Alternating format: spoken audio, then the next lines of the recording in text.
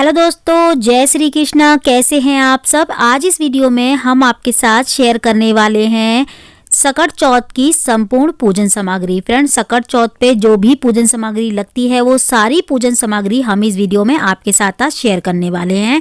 सकट चौथ का व्रत 17 जनवरी को है। वैसे तो देखिए हर महीने चौथ का व्रत पड़ता है। बहुत सारी महिलाएं चौथ का व्रत करती हैं। बहुत सारी महिलाएं 12 महीने में पूरे 24 व्रत करती हैं।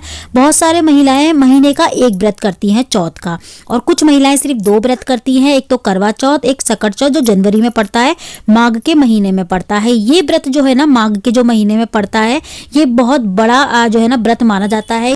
ये व्रत माताएं अपनी संतान की लंबी आयु, सुख शांति के लिए, उनकी उन्नति के लिए इस व्रत को करती हैं। और फ्रेंड्स, ये व्रत इस बार 17 जनवरी को है। और हमें सकट चौथ के व्रत में कौन कौन सी पूजन सामग्री की आवश्यकता होगी, चलिए हम आपके साथ आज शेयर करते हैं। देखिए, सबसे पहले तो मैं आपको बताती हूँ कि अगर आपके घर का मंदिर बड़ा है, स्पेस है, तो आप आराम से इस पूजा को अपने घर के मंदिर में भी कर सकते हैं। अलग से चौकी लगाने की जरूरत नहीं है आपको।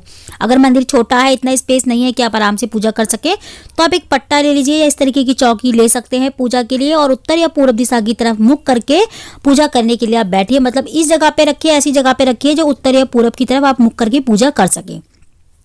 तो हमें चाहिए एक चौकी इस तरीके की, और एक लाल कपड़ा चाहिए। गणेश जी की पूजा के लिए हमें लाल कपड़ा ही सबसे ज़्यादा शुभ होता है, और गणेश जी का प्रिय होता है लाल रंग। तो हम लाल रंग का कपड़ा ले सकते हैं। अगर लाल रंग का नहीं है तो आप पीले रंग का भी ले सकते हैं। देखिए, जो भी आप पूजा स्थल पे बिछाते हो वो कपड़ा आप ले सकते हैं फिर, ठीक है। बस काला नीला नहीं होना चाहिए। साथ में अगर आपको गणेश जी की तस्वीर अगर नहीं है आपके पास, खाली गणेश जी की नहीं है, या गणेश जी की मूर्ति वगैरह नहीं है आपके पास, तो आप इस तरीके का पूरा शिव परिवार ले सकते हैं इस तरीके से, ठीक है। इसमें गणेश जी भी हैं, तो आप पूरे परिवार की पूजा कर लोगे गणेश जी के साथ साथ में, ठीक है। अगर मान लीजिए आपके पास इस तरीके की तस्वीर नहीं है तो आप खाली गणेश जी ले सकते हैं। गणेश जी जैसे सभी लोग लगभग दीपावली पे गणेश जी, लक्ष्मी गणेश लाते हैं, तो सभी के घर में लक्ष्मी गणेश होते हैं। तो आप गणेश जी इस तरीके से ले लीजिए, और मूर्ति वगैरह हो तो वो भी ले सकते हैं, तस्वीर है वो भी ले सकते हैं। आप एक गणेश जी की मूर्ति आपको जरूर लेनी है। मतलब कहने का मतलब ये है, इसमें गणेश जी की ही पूजा की जाती है, तो गणेश जी आपको जरूर लेने हैं। तो हमें गणेश जी जरूर लेने हैं इस पूजा में। और देखिए, इसके अलावा हमें चाहिए फूल। तो अगर आपके आसपास फूल आपको मिल जाए आसानी से तो आप फूल जरूर ले। फूल में लाल रंग के फूल मिल जाए तो बहुत अच्छी बात है, वरना जो भी फूल आपको मिले आप पूजा के लिए ले लें। और साथ में हमको चाहिए तिलकुट। देखिए, ये तिलकुट जो है ना व्रत वाले दिन ही बनाया जाता है। बहुत सारे लोग क्या करते हैं, एक दिन पहले बना के रख लेते हैं ताकि व्रत वाले दिन उनको ज़्यादा काम ना फैले। तो देखिए, ये हमें व्रत वाले दिन ही बनाने चाहिए। इनको जो है ना कूट के, मतलब कि पहले इनको भूना जाता है, कढ़ाई में तिलों को भूना जाता है। जैसे कि चड़चड़ की आवाज़ आती है तब तक हमें ये भूनना चाहिए, चटकने चाहिए तिल।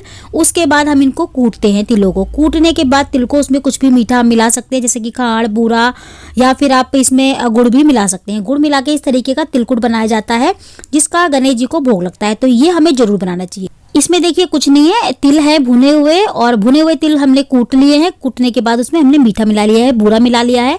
बस ये हो गया तिलकुट। तो इसका भोग हमें जरूर लगाना है गणेश भगवान को सकट चौथ पे। चाहे आप कुछ भी मत लगाइए भोग में, बस आपको ये तिलकुट बना के इसका भोग जरूर लगाना है। साथ में आप देखिए गुड़ और तिल के लड्डू भी बना सकते हैं अलग से भोग लगाने के लिए।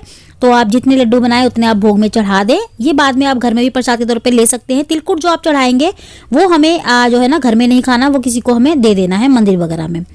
या फिर आप देखिए, अगर आप घर में आपकी सासू माँ है, कोई है, तो आप उनको भी दे सकते हैं। साथ में हमें तिल भी चढ़ाने हैं भोग में। तिल जरूर रखे जाते हैं पूजा में। और साथ में देखिए गणेश जी का दीपक चाहिए। आप चाहे तो 2 दीपक ले सकते हैं, एक आरती के लिए, एक पूजा स्थल पे रखने के लिए।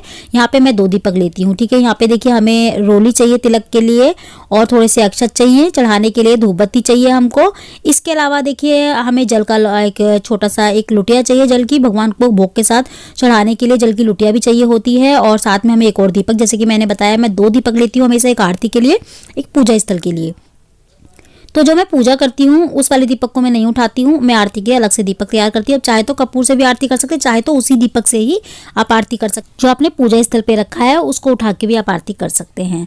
देखिए यहाँ पे इसके अलावा हमें चाहिए एक जल का लोटा। जब हम कथा सुनते हैं ना पूजा के बाद, जब हम कथा सुनते हैं सकट चौथ की, तो हमें एक जल का लोटा भी चाहिए होता है। तो हमें एक तांबे का लोटा जो है ना भर ले, क्योंकि इस जल से हमको पूजा के बाद दोपहर में कथा सुनने के बाद जो है ना सूरज को अर्घ देना होता है।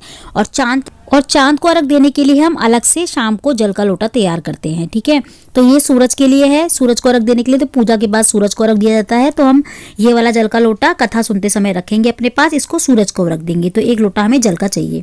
ठीक है, इसके अलावा हमें मोली चाहिए चढ़ाने के लिए वस्त्र रूप। और फ्रेंड्स, मैं वही सारी सामग्री आपको दिखा रही हूँ जो बहुत ज़्यादा ज़रूरी होती है सकट चौथ के व्रत में पूजा के लिए। मैं कुछ भी ज़्यादा अगड़म तगड़म नहीं दिखा रही हूँ, मेन सारी चीज़ें दिखा रही हूँ मैं। और देखिए, जैसे कि मैंने बनाया मूली, तो मूली फ्रेंड्स देखिए, अगर आप जनेऊ नहीं चढ़ा पा रहे, आपको जनेऊ नहीं मिलता गणेश भगवान पे चढ़ाने के लिए, तो आप मूली को 7 बार लपेट के जनेऊ बना के गणेश जी को चढ़ा सकते हैं। अगर आपको जनेऊ नहीं मिल रहा तो मतलब मूली को आप 7 बार लपेटेंगे धागे को, तो वो जनेऊ का रूप धारण कर लेगा, तो अब वो आप चढ़ा सकते हैं गणेश जी को। तो ये सारी पूजा सामग्री देखिए उतनी ही है जो हमें जरूर ही चाहिए होती है। इसके अलावा बहुत सारे लोग देखिए, जैसे कि बकरा बनाते हैं तिलकुट का, या फिर आप जो है ना पहाड़ बनाते हैं, जैसे बलि टाइप की जो देते हैं ना, वो बनाते हैं। जैसे तिलकुट जो होता है ना, उसको बना के रख लेते हैं और उसका बकरा बनाते हैं, बकरे की जो है ना छवि देते हैं। और बहुत सारे लोग पहाड़ जैसा बनाते हैं, जिससे पूजा के बाद अपने बच्चे से बकरा जो होता है उसकी गर्दन कटवाते हैं, या पहाड़ बनाते हैं तो पहाड़ तोड़वाते हैं। तो हमारे यहाँ वो रस्म नहीं होती है, तो वो मैं नहीं बता रही हूँ आपको, वो मैं स्किप कर रही हूँ। तो अगर आपके यहाँ वो रस्म होती है तो आप वो भी कर सकते हैं, तिलकुट का वो भी बना के रख सकते हैं पूजा पे। तो हमारे यहाँ वो रस्म नहीं होती बकरे वाली और पहाड़ वाली, तो वो मैं आपको नहीं दिखा रही हूँ।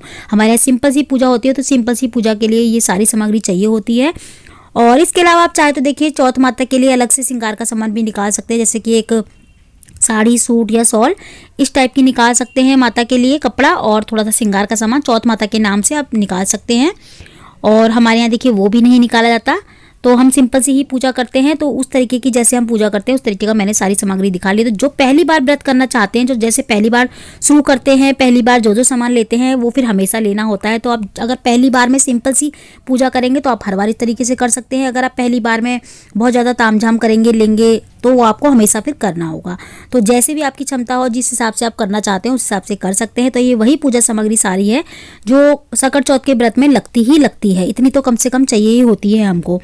तो फ्रेंड्स, सकट चौथ की पूजा सामग्री में यही सारी सामग्री लगती है। तो आज की वीडियो में इतना ही। मैं मिलती हूँ आपसे अगली वीडियो में ऐसी ही अच्छी सी एक और वीडियो के साथ। जब तक के लिए जय माता दी, राधे राधे।